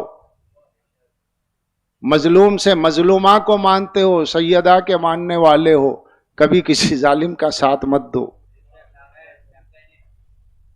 ارے قبلہ آپ پڑوسی کی بھائی کی زمین بول رہے ہیں، مولا کی زمین کھا گئے لو، مولا کے عاشقانوں کی زمین کھا گئے، وقف پراپرٹی کھا گئے، کھاؤ۔ اپنی زمین 1 انچ چلے گئی تو مقدمہ 10 تو غریباں باہم، لیکن مولا کی زمین کوئی کھا رہا، مولا جانے۔ جب امام آئیں گے دیکھیں گے تو آپ کے حق کے لیے امام نہیں دیکھیں گے، اپنے حق کے لیے روڈ پہ آ جاتے، کیا کچھ کرتے، مولا کے حق کے لیے مولا دیکھیں گے۔ تو کل حق اہل بیت غیروں کے درمیان لوٹ رہا تھا، آج اپنوں کے درمیان لوٹ رہا ہے۔ میٹھی میٹھی سب بولیں گے، سب کریں گے، لیکن پوری پراپرٹی جاتی رہی، اب کیا بچا ہے کسی میں دم پوچھنے کا، جانے کا؟ نہیں۔ اس لیے فدق حق زہرا کردار میں ڈھل جاتا ہے تو آدمی بھوکا مرے گا مگر کبھی مولا کی زمین کا ایک کنکر نہیں اٹھائے گا۔ کیونکہ مولا نے کہا جنہوں نے ہماری جدہ کا حق کھایا، دوزخ میں سب سے نچلے حصے میں آگ کا تابوت ہے، آگ کا تابوت ہے، اس میں وہ لوگ رکھے ہوئے ہیں، رکھے ہوں گے نہیں، رکھے ہوئے ہیں، وہ ابھی سے وہی ہیں، نہ سمجھو کہ یہی ہیں۔ حق زہرا بہت وزنی چیز ہے، اسی سے خلافت ہوتی ہے ثابت۔ علامہ ابن ابی الحدید نے اپنے استاد سے پوچھا یا پھر ان کے شاگرد نے ان سے پوچھا، بہرحال اختلاف ہو رہا لیکن نفس مضمون یہ ہے، کہا کہ استاد کیا بات ہے سیدہ کو ان کا حق کیوں نہیں دیا گیا؟ اس میں تو 2 رائے نہیں، وہ تو تھا ان کا حق۔ کہا کہ تم نادان ہو، وہ بڑے ہوشیار تھے۔ کہا کون؟ وہ جنہوں نے لکھ دینا چاہا؟ کہا نہیں، وہ کہاں تھے، وہ جنہوں نے پھاڑ دیا بڑے ہوشیار تھے۔ کہا کیوں؟ کہا انہیں پتا تھا سیدہ کو جیسا ہی حق مل جاتا، سیدہ کہتی اب میرا حق تو دے دیا ہے، اب ذرا اتر جائیے، علی کا حق علی کو دیجئے۔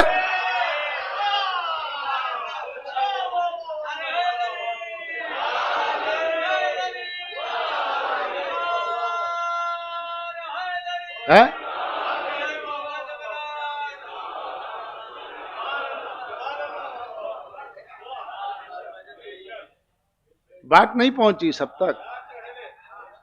میں نے آج تک اپنی زندگی میں کبھی ممبر سے داد خواہ نہیں ہوا، نہ شاعری میں نہ ذاکری میں.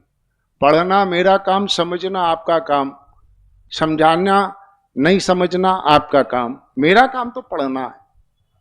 میں نے کیا عرض کیا کہ سیدہ کو حق کیوں نہیں ملا؟ جواب دینے والے نے کہا کہ بھائی اس لیے نہیں ملا، اگر انہیں حق مل جاتا وہ کہتی اچھا اب جیسا مجھے میرا حق دیا، ذرا ممبر سے اتر جائیے، نیچے بیٹھیے، علی کو ان کا حق دیجئے.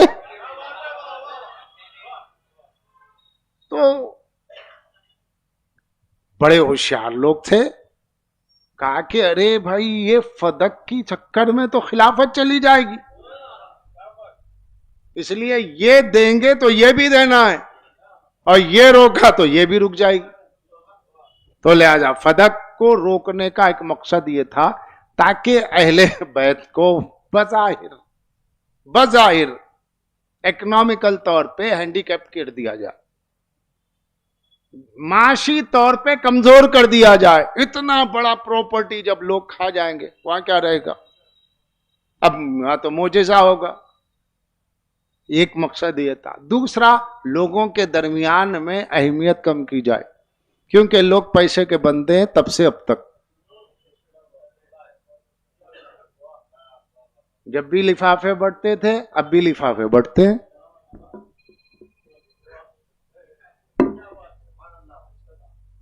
ارے بھائی کہاں بیچ میں جا رہے ہو؟ تم 10,000 رکھو خاموش رہو، تم 25 رکھو خاموش رہو. جس کی جتنی کمینگی کی حیثیت ہے اس کمینے کو اتنے میں خریدا جائے.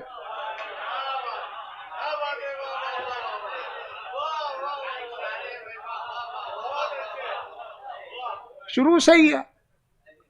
تو اہل بیت کے سن 61 ہجری دیکھ لیجئے، اتنا بڑا مجمع چھوڑ کے کیوں گیا؟ اور لوگ تو معاویہ کے پاس جا کے کہتے تھے بھائی، حطات نام ہے، حضرت حطات صحابی ہے، وہ کہتے تھے کہ بھائی کیا ہوا؟ میں نے سنا ہے تم لوگوں سے دین خرید رہے ہو. کہا ہاں. تو کہا مجھ سے بھی خرید لو. کہا کتنے میں دے گا؟ کہا 30,000. کہا رکھ دو. یہ دور تھا کہ لوگ اپنی ڈٹائی کے ساتھ جا کے کہتے بھئی یہ ایمان یہ فاقے میں بھوک مری میں میری سمجھ میں نہیں آتا، یہ ایمان کس کام کا ہے؟ رکھ لو، 30,000 دے دو، ایمان لے لو. لیکن وہاں کمبر جیسے بھی تھے، بوزر جیسے بھی تھے. اوپر ایک کمبل ہے، نیچے کمبل ہے، بیچ میں ببول کا کانٹا ہے، ایک کھجور ہے، اور ایک آدھا گلاس بکری کا دودھ پی لیا، بس ختم. دوسرے دن ہوگا. 100 وصال رکھا جا رہا، روزے رکھے جا رہے، آج کی سحر اور پرسوں کا افطار. یہ سب اہل بیت کی محبت میں. اس لیے مولا نے کہا ہماری محبت میں یہاں لڈو پیڑے تو ملیں گے نہیں بھائی، ہم تمہاری دنیا کے ذمہ دار نہیں ہیں، آخرت کے ہیں. ضرورتیں پوری ہوں گی، ذلیل نہیں رہو گے، بشرطے کہ ضرورتوں کو ویسے پورا کرنا چاہو جیسے ہماری تعلیم ہے. اگر ہماری تعلیم کے مطابق اپنی ضرورت زندگی کو پورا کرنا چاہتے ہو جائے گا، اللہ نے ذمہ لیا ہے. لیکن خواہشات کو پورا یہاں کرنا چاہتے ہو تو وہ جنت ہے جہاں خواہش پوری ہوگی، سردار ہم ہوں گے، رعایا تم رہو گے. لیکن رہی بات دنیا کی، تو ہم یہاں پہ تمہارے لیے کوئی ضمانت نہیں دے رہے، وہاں کے لیے دے رہے ہیں. وہاں کے لیے جو چاہو مانگو. صراط مپل صراط ہے، کوثر ہے، سلسبیل ہے، سب کچھ ہمارا ہے وہاں. اور یہاں چاہیں معجزہ ہو جائے، مگر کسی نے معجزہ طلب نہیں کیا، نہ بوزر نے نہ سلمان نے.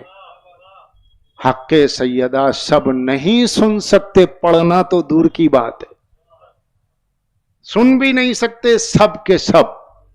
ارے بھئی یہ کیا پڑھا جا رہا ہے؟ وہی جھگڑے، وہی پرانی باتیں. تو پھر وہی پرانا اسلام کیا کر رہے ہو یہاں رہ کے؟ چھوڑو. وہی پرانا قرآن کیوں پڑھ رہے ہو؟ ارے علی علی، وہ تو بس یہی ہے، علی علی کے سوا کیا ہے؟ تو پھر قرآن پڑھ کے دیکھو، قرآن میں علی علی کے سوا کیا ہے؟ ارے قبلہ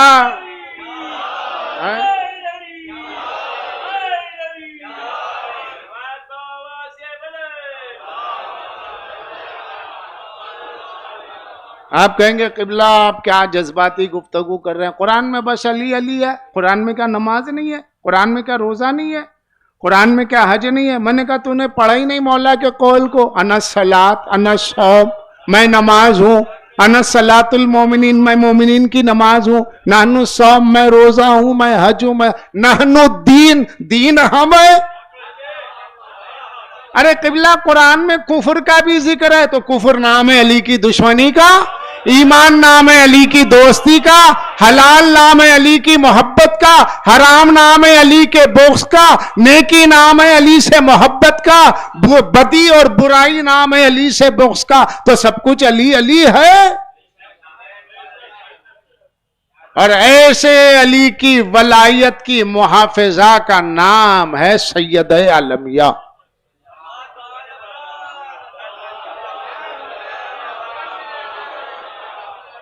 زہرا کی ولایت، زہرا کی شہادت حفاظت علی ولی اللہ ہے، حفاظت ولایت مطلقہ ہے۔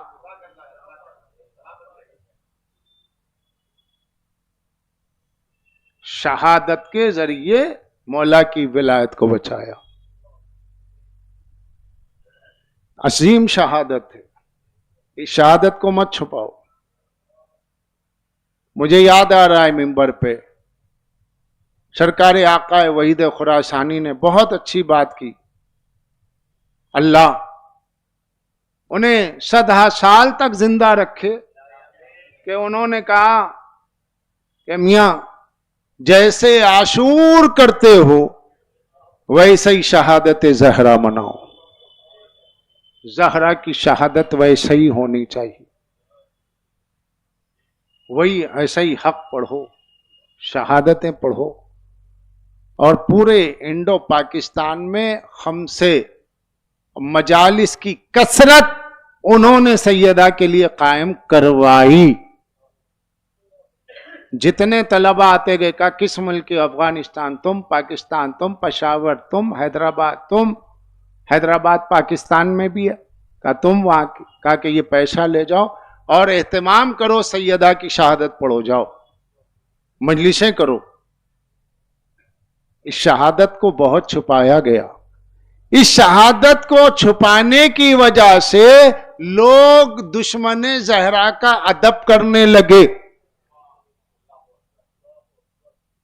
ورنہ آج کوئی مسلمان یزید کا احترام کرتے ہوئے نظر نہیں آئے گا۔ اپنے کتے کا نام بھی یزید نہیں رکھتا، کیونکہ اسے معلوم ہے کہ دشمن حسین کو یزید کہتے ہیں، یزید کتے کا بھی نام رکھوں گا تو بدنام ہو جاؤں گا۔ اگر دشمن زہرا کو بھی ویسے ہی پہچنوایا جاتا تو لوگ اپنے بچوں کا نہیں کتوں کا نام بھی نہ رکھتے۔ لیکن کوتاہی ہماری ہے، ہم نے سلیقے سے نہیں پہنچایا نہیں، اور سلیقے سے نہیں پہنچایا۔ حوالے جات کے ساتھ، تحقیقات کے ساتھ حق سیدہ کو پڑھیں اور پہنچائیں، اخلاقیات کے دائرے میں تہذیب کا دامن چھوٹنے نہ پائے۔ سید عالمیہ نے قرآن کی آیات کی روشنی میں اپنے حق کو پڑھا ہے۔ ہم کردار سیدہ اور آیات قرآن کی روشنی میں حق سیدہ کو پڑھیں تو پھر جتنے حر ضمیر لوگ ہیں اور راہ حق زہرا پہ آتے رہیں گے۔ اس میں ضرورت ہے ضمیر کے زندہ رہنے کی، جس کا ضمیر زندہ ہوگا وہ سیدہ کے حق پہ لبیک کہے گا، وہ سیدہ کہ جس کے لیے رسول تعظیم کے لیے کھڑے ہو جائیں۔ اور سیدہ اپنے بابا کا ہاتھ، بابا آپ اٹھ رہے، کھڑے ہو جاتے۔ آج وہ موقع ہے، اور ایک وہ موقع ہے جہاں سیدہ اٹھنا چاہتی ہیں تو آواز دے کے کہتی ہے میرے بچوں کہاں ہو، میں اٹھنا چاہتی ہوں۔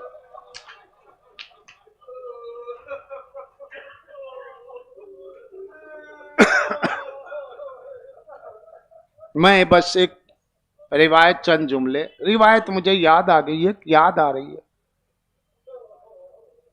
اللہ اکبر، کیا گریا ہوگا ان پر، کیا رو پائیں گے جس بی بی کو ظالموں نے رونے بھی نہیں دیا۔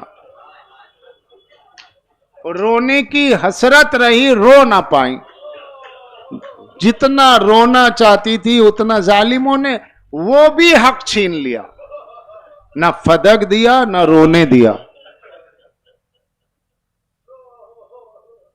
ابھی ہمارے دوست نے بتایا تھا مدینے میں، رفع صاحب نے، وہ جو بیت الحزن جہاں سیدہ گریا کرتی تھی، ابھی قریب کے زمانے میں وہ بھی ختم کر دیا گیا. وہ مقام بیت الحزن اسے ڈھا دیا گیا. ہم لوگ زیارت پر تھے کہ وہ مقام دیکھنا ہے، قبلہ وہ تو گیا، ظالموں نے توڑ دیا. وہ نشان جہاں سیدہ بیٹھ کے گریا کرتی تھی اسے بھی ظالموں نے توڑ دیا.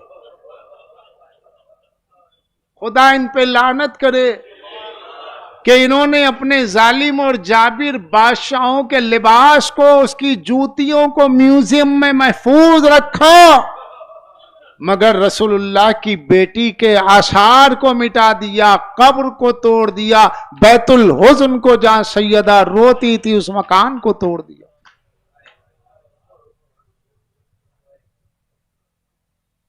چھٹے امام کے پاس ایک شخص آتا ہے کہ مولا میرے لیے اولاد ہو جائے، دعا فرمائیں. کہا ہاں تجھے اولاد ہوگی.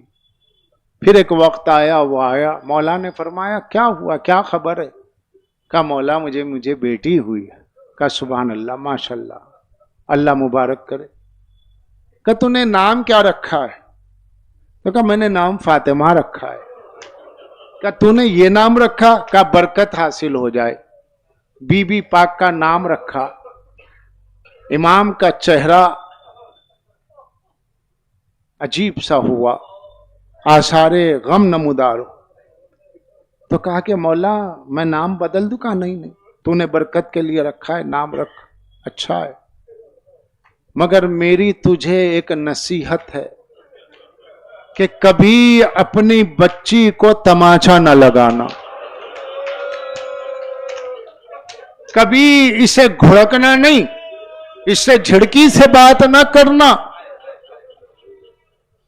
کیونکہ یہ نام مجھے اتنا عزیز ہے کہ جب فاطمہ نام کی کسی کی بیٹی بھی روتی ہے تو مجھے یاد آتا ہے، اے جدہ، ارے تمہارا نام فاطمہ ہے، ظالموں نے تمہیں رونے نہیں دیا. کیا پڑھا جائے؟ ائمہ کا احساس دیکھیے کہ کسی کی بیٹی کا نام فاطمہ ہوتا تھا تو جذبات حزن طاری ہو جاتے تھے کہ ہماری جدہ کا نام فاطمہ ہے. خبردار اس نام کا احترام کرو. اپنی بچی کا نام فاطمہ ہو تو جھڑک کے بات مت کرو، یا تو نام مت رکھو یا نام رکھو تو اس نام کا ادب کرو. نام بگاڑ کے نہ کہو نام فاطمہ. جب نام سے اتنی محبت ہے تو ذات کا عالم کیا ہوگا. اور پھر یہ نام ہے، بس اتنا سمجھ لیجئے کہ یہ نام مبارک کے اندر تمام مصائب پوشیدہ ہیں. پوری کربلا کا نام فاطمہ ہے. کیوں؟ علی مرتضیٰ سے لے کر کے کربلا میں جتنی آخری شہادت ہے، اس تمام شہادتوں کا اثر روح سیدہ پر ہے. بھائی صدر خاندان، اگر کسی کے گھر میں دادی ہے تو اگر پوتے کو کچھ ہو جائے تو دادی کی روح کو تکلیف ہے، بیٹے کو کچھ ہو جائے دادی کو تکلیف ہے، شوہر کو کچھ ہو جائے دادی کو تکلیف ہے. سب کی تکلیف کسے ہوگی؟ جو صدر خاندان ہو. علی کا سر شگافتہ مگر روح زہرا زخمی، حسن کے جگر کے ٹکڑے روح زہرا زخمی. کربلا کی ہر شہادت پر، علی اصغر کی پیاس پر، حسین کا یہ کہنا کہ میرے بچے کے لیے پانی دے دو، اور سر جھکا کے رونا کہ پانی نہ ملا، تو یہ حسین نہیں رو رہے، سیدہ بھی گریا کر رہے، میرے لال۔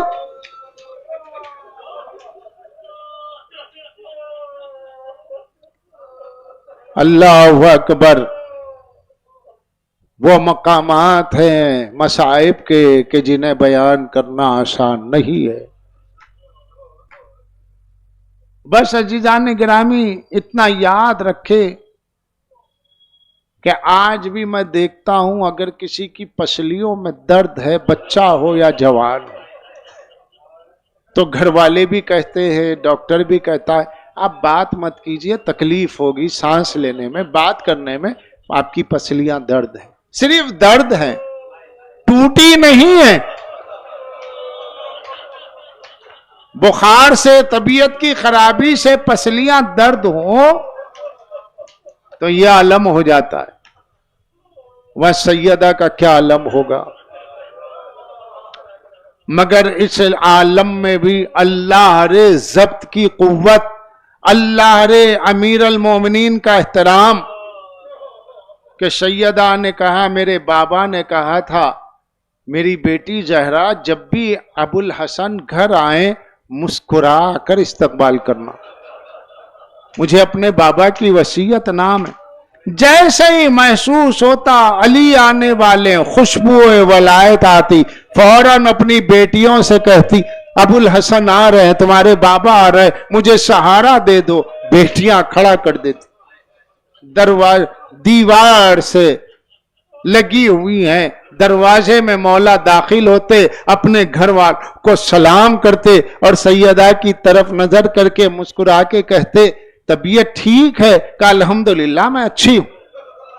مسکرا کے کہتی، اس مسکراہٹ میں کتنی تڑپ تھی، کتنا درد تھا، اس کا اندازہ تب ہوا جب علی نے زخمی پہلو کو دیکھا، تڑپ کے چیخ مار کے روئے، بی بی کتنا بڑا زخم چھپایا کہ مجھ سے مسکرا کے بات کرتی تھی اور اپنے درد کو چھپاتی جاتی۔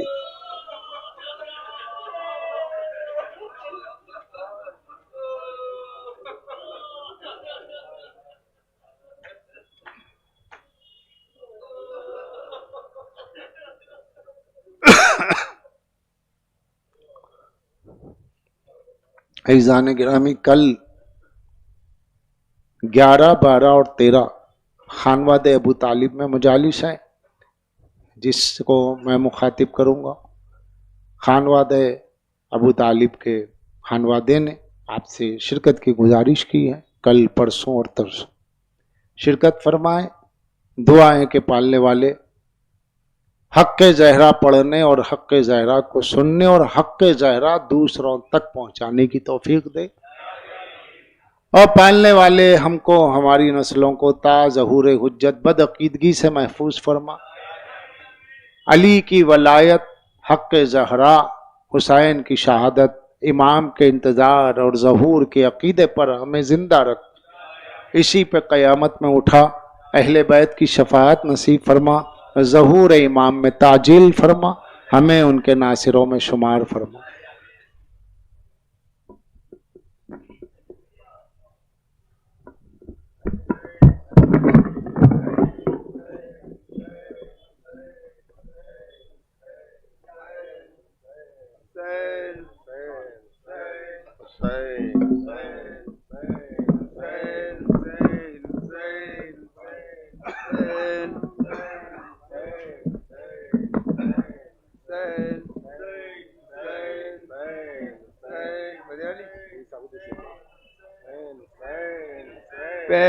پیغامبر جہان کی دختر گزر